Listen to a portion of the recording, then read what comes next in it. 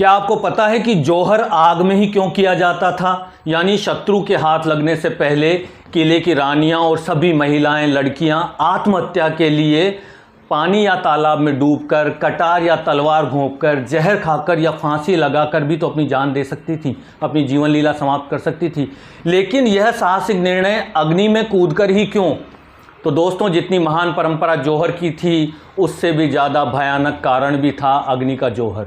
इसका जवाब आज भी रोंगटे खड़े कर देने वाला है, और उस वक्त का जवाब आज अगर आपको ढूंढना हो तो पाकिस्तान के लाहौर, कराची और पाकिस्तान के पंजाब में भी आपको मिल जाएगा।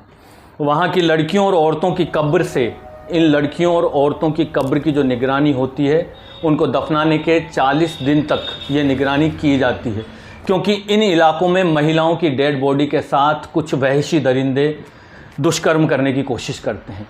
ये इतिहास उस वक्त भी होता था कि अगर दुश्मन से बचने के लिए हमारी वीर क्षत्राणियाँ किसी और तरीके से मौत को गले लगाती तो उनकी डेड बॉडी के साथ भी दुष्कर्म ना हो, इसलिए उन्होंने अग्नि जौहर को ही अपना अंतिम रास्ता चुना।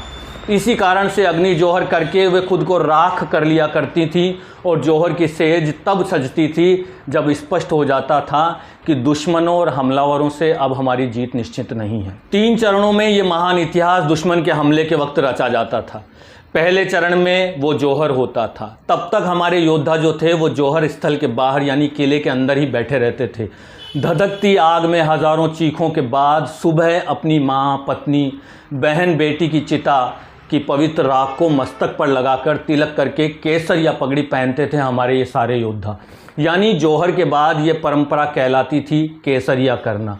इस तरह भगवा पगड़ी धारण करने के बाद किले के द्वार खोलकर सारे योद्धा किले के बाहर आकर दुश्मन पर टूट पड़ते और अपने धर्म और राष्ट्र की रक्षा के लिए वीर गति को प्राप्त हो जाते थे, अपना बलिदान दे देते थे।